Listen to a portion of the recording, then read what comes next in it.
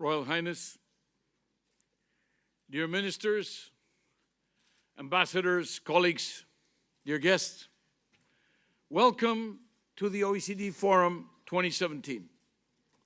Welcome to the OECD Week. I'm opening this forum at a very challenging and demanding moment, when our economic systems are weakened by a dysfunctional contradiction between extraordinary gains for a lucky few and the stagnation of income in average households. A moment when many people in many countries feel left behind and are demanding a better deal. A moment when the divides in our societies question the efficiency of our theories, of our policies, of our governments.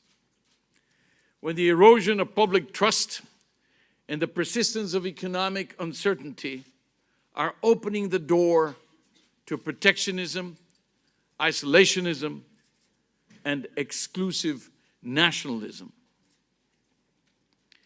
Now, we take these challenges as a call to action.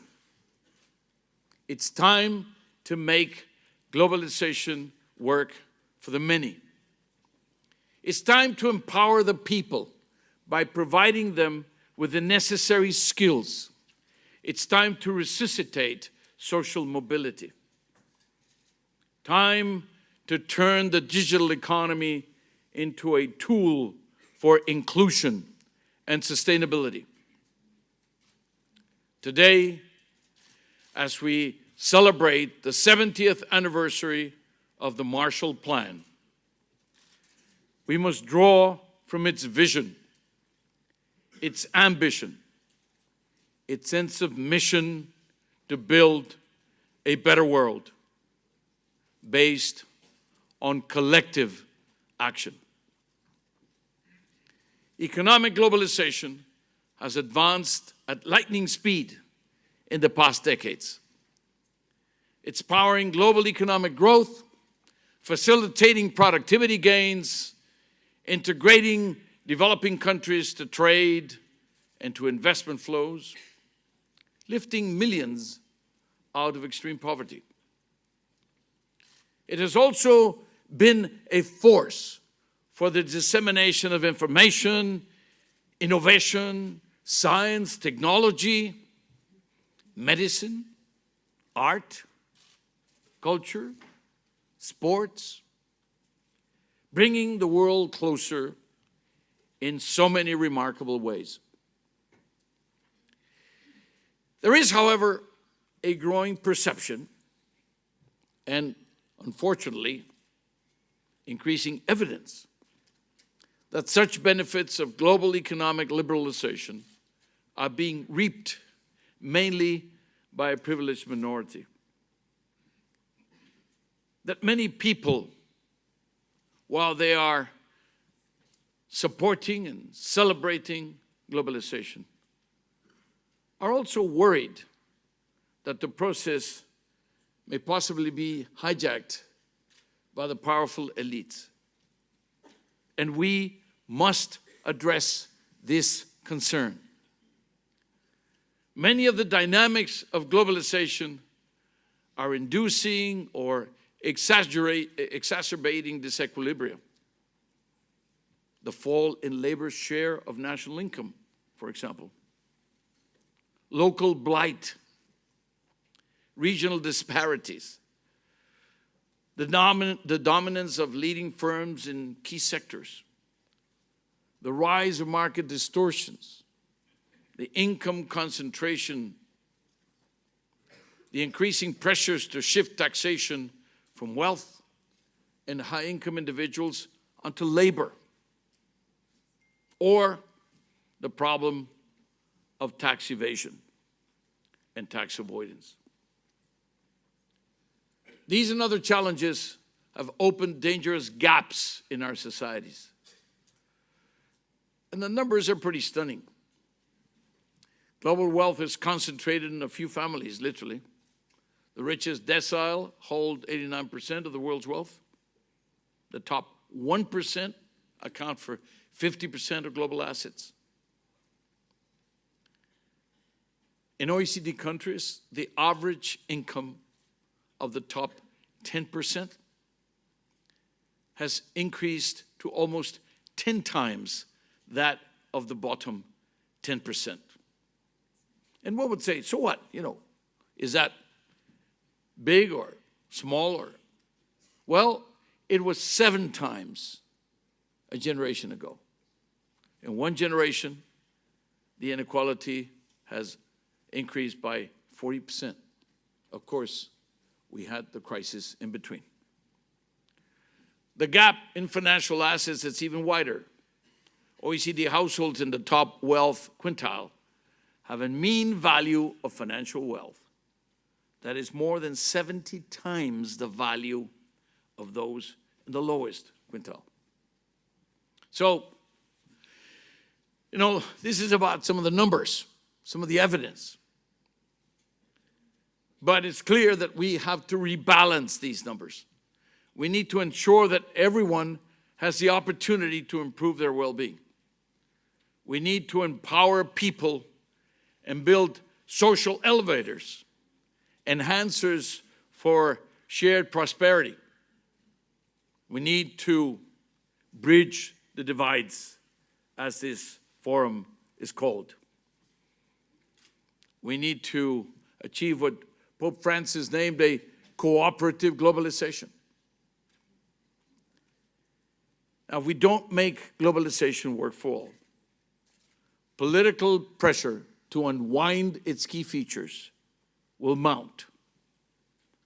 And it will lead to the protectionist and nationalist policies that we're seeing and the fragility of economic recovery and of this increasingly polarized world at a moment when this situation, the challenge, the context, is demanding exactly the contrary.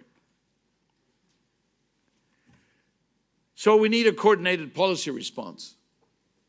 And that's what we're trying to develop at the OECD. We think such a response needs to be framed in a new narrative around the concept of resilient, sustainable, and inclusive growth. A new policy action focused on the improvement of multidimensional well-being. We need to replace the growth first, distribute later axiom with a more complex, more integrated approach in which the low-income groups are better prepared to profit from globalization, ensuring that they are more closely connected to innovation and to global business opportunities. We need to increase social spending to improve social protection and safety nets in light of the changing work environment disrupted by digital technologies. And I often say when the word disruption is only positive when you're in the context of disruption in meaning of digital, of the markets that have to do with the progress in technology. But there is also a disruptive quality that is not so positive, and that is when technology is threatening the livelihoods or the jobs of many of the low-skilled workers. We need to provide the people with the means to succeed. Remember last year in our Ministerial Council meeting in 2016, we developed the Productivity Inclusiveness Nexus. And we also detonated, after 5 years of preparations, our Inclusive Growth Initiative. And we have to use those to ensure universal access to quality education, to healthcare, to develop better activation and skills policies, to reduce the tax burden on labor, to support the small and medium enterprises, to enhance technology diffusion and promote the integration of migrants. We need new approaches to economic challenges. We need NAIC. We need the NAIC state of mind, the NAIC way of life, always questioning whether what we do every day is the best way of doing it, and always asking ourselves whether there's somebody out there who may have a better way. This new approaches to economic challenges is looking at the economy as a complex human system, a fragile system, an unstable system, vulnerable to manipulation, and where the only certainty is that of uncertain outcomes. Economics, political science, sociology, etc., were all based on the fact that if we did something, you would get some outcome that is known. Right now, we know better. We know that we can control and measure and manage the inputs, but that the outcomes are highly uncertain. And we need to adapt our policies to that uncertainty. We need to work more with local communities and governments, supporting innovative, bottom-up development projects and the incorporation of women into the labor market. Not only with higher labor market participation, but also with better paid jobs, with higher responsibilities. And we also need to strengthen the synergies between rural and urban areas, even in the most developed countries among us. In a globalized world, we also need to act at the international level. We need stronger and more effective international standards to combat tax evasion, bribery in international transactions, aggressive lobbying, but also to improve corporate governance, responsible business conduct, competition among transnational corporations. We need to better understand the different components of their global value chains. And we need to improve global governance. The role of international organizations, the role of multilateral cooperation to make for more effective and more inclusive outcomes. That's a transformation that we're promoting at the OECD.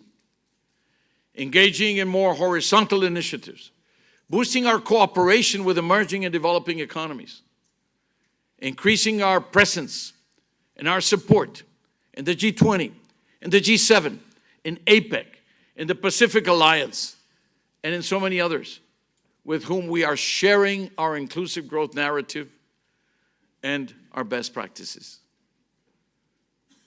Our governments also need to be more open to public scrutiny, to further consult with their constituents and stakeholders on trade, on investment policies, or when they're negotiating agreements on these issues.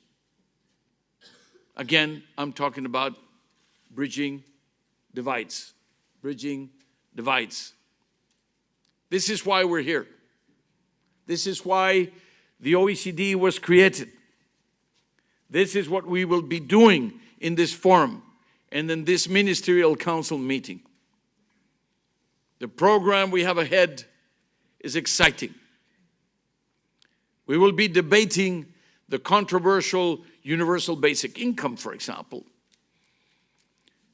We'll be talking about the digital world we want, people-centered health, the world and the future of work, exponential disruption, migration, integration, women in STEM, in science, technology, engineering, and mathematics.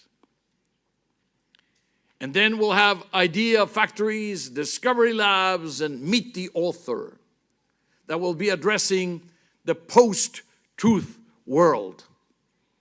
They will be discussing artificial intelligence, green citizens, neuroscience, the empathy deficit, the risks of leaving economics to the economists, taxing the rich, and empowering women in indigenous communities.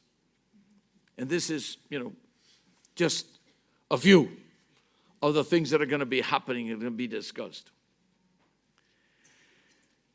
Oh, dear friends, the failings in our system are structural. They're broad, they're deep. So we need to go broad and we need to go deep to fix them.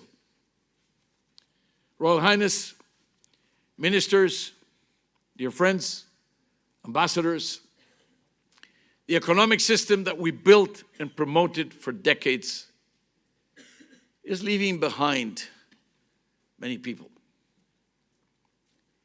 It's time to fix it. Modern capitalism is breeding inequalities and depleting our natural resources. It's time to fix it. Globalization and its benefits are not accessible to all. It's time to fix it. These are not uncontrollable forces. They are the result of our decisions. They are the result of our policies, of our agreements, of our international standards. They are the product of our conceptions, of our misconceptions, of our ideas.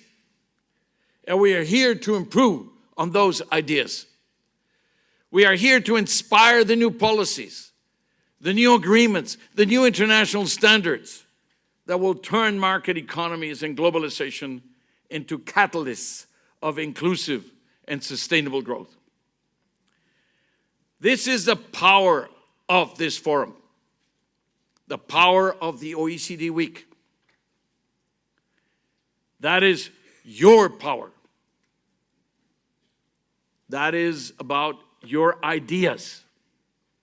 Because, as Keynes once remarked, the world is ruled by little else. So let's change those ideas. Let's improve this world with better policies for better lives. Let's bridge those divides. Enjoy OECD Week. Thank you.